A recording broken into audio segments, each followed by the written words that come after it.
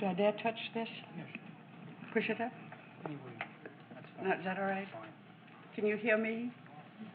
No? I'll turn it up. Or just... Go ahead. That sounds funny. It sounds funny to us. Now it's Just for people who would be interested, who do not know, Dr. Bertin's book has gone into a third printing already.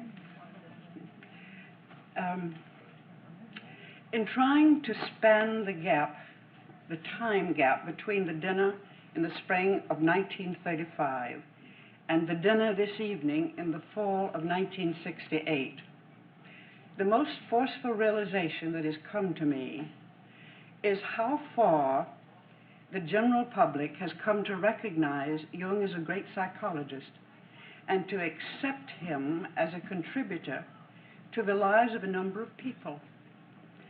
Few people stand aghast at the mention of his name as they did in 1935. On the contrary, one is often astonished at the kinds of places he appears. For instance, the other day, Alice Dunn and I were oohing and ahhing when she showed me the latest edition of Harper's Bazaar.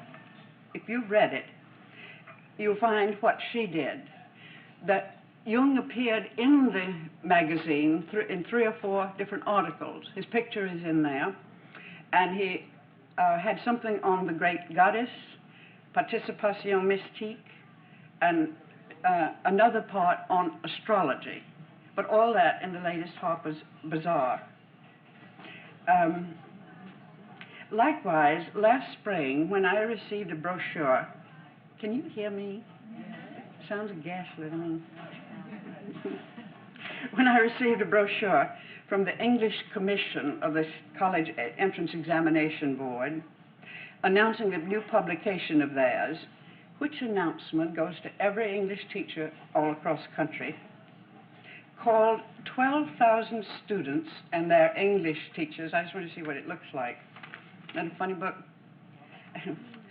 I was casually looking at the sample of student writing that would appear in the book, and Jung's name caught my eye. Here were the directions to a high school senior for a composition to write, below which, of course, appeared the composition. Directions. According to the psychologist Jung, no Carl Gustav Jung, according to the psychologist Jung, quotes, "There is no coming to consciousness without pain," end quotes.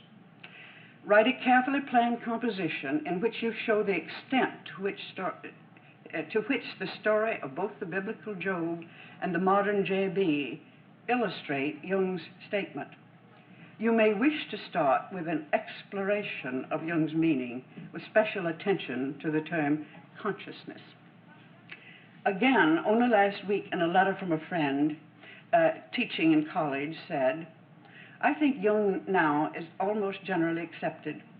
A professor teaching in the humanities course remarked to a fellow professor who had just given a lecture on the Grail legend, said to this young professor, I think from the response you got and the questions asked that Jung turned out to be the hero instead of Percival. In the same college, a teacher of freshman English had found in an anthology of contemporary writers designed for college students an essay by Jung and was about to teach it because she liked it. In order to help her to understand the essay, a friend gave her a copy of an article by Dr. Harding entitled, I think, Understanding Jung. The teacher liked it too and had copies made to give to the students. What I'm trying to say is that Jung is like everybody else now. He's quoted almost everywhere. Then, in that same college, a group of professors and older students got together, 12 of them, and decided to study Jung just in a group of their own, and lasted for a whole semester. Nobody there knew anything about Jung. They were just interested in him. And I think those are quite characteristic of now. But I'd like you to compare these illustrations with comments from 1935. Before that dinner in the spring, I had never met a person who had had a Jungian analysis, except my analyst. After having a few months of analysis myself, a very bright friend from our Union Theological Seminary days said to me in a discussion, "Jung thinks he is being scientific, but he is not." After I started teaching, I let no professional colleague know even of my interest in Jung, much less that I was having an analysis. And as for various bosses, well, one might as well admit that she couldn't be fit to teach, being so strange a creature, or mystical, or neurotic, or what have you, if she were having a Jungian analysis. One had practically no one to talk with about all the amazing discoveries of how to live life, except her analyst. Her family, she might as well be one of those skeletons shut in the family closet, because the family would be ashamed or negatively involved. Do you wonder we were glad to be invited to a dinner at which there would be 110 people present who were in the midst of an analysis? And do you wonder that after this time, each of us delighted in having a chance to work hard to set a subsequent new organization on its feet, and later to perpetuate it? The club became an outlet in the service of genuine libido. Now let's have some of the notes from a talk of Dr. Bertine at that first dinner in the spring of 1935.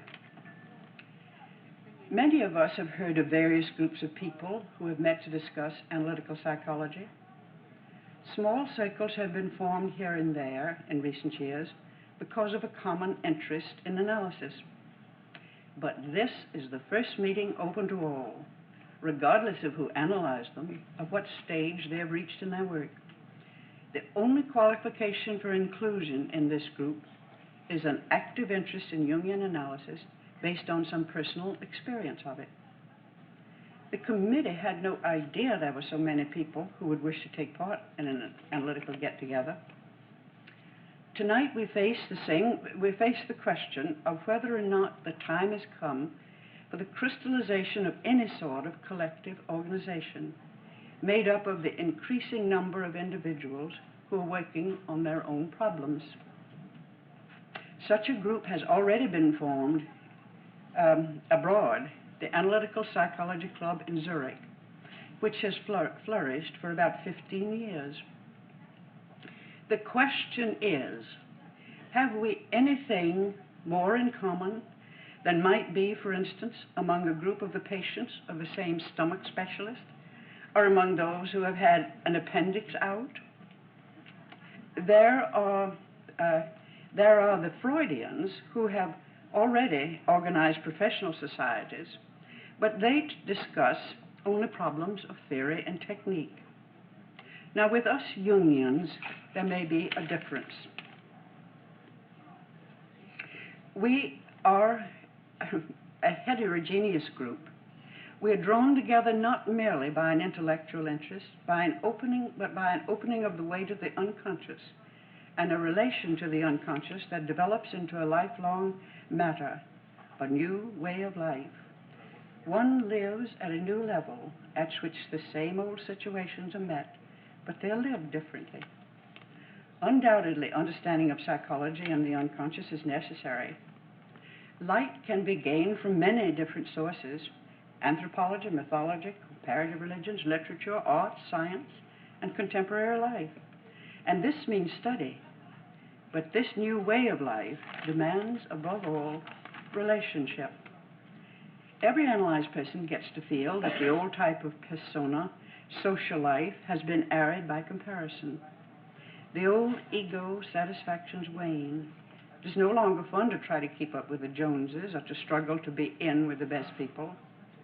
One is no longer satisfied to play the center of attention. There's no longer the old urge to go collecting animas or being an anima. Perhaps the Chinese gentleman was right when he described our social gatherings as rubby up against-y, smelly all alike-y, samey. We want something more alive, more real, more honest. more informed.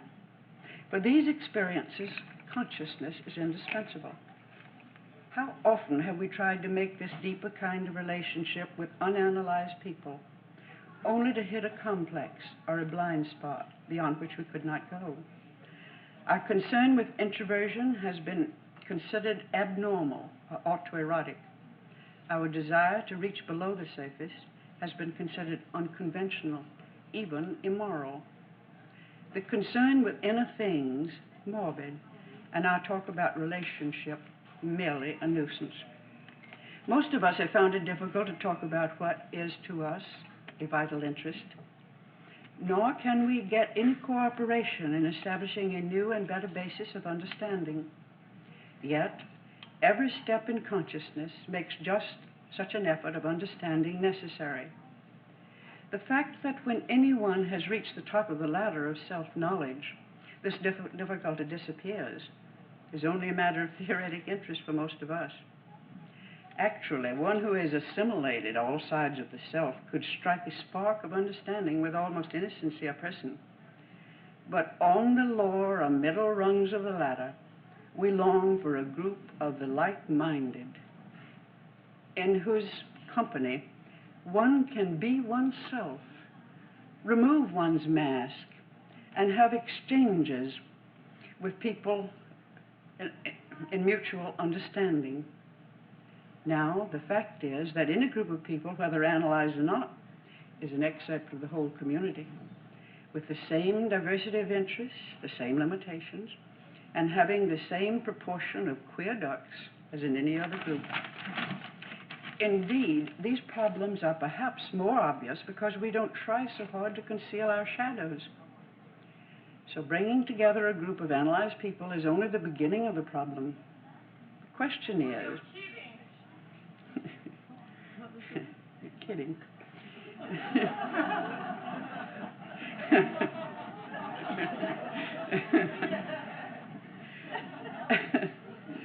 The question is, as our chairman inadvertently remarked, can we stand each other?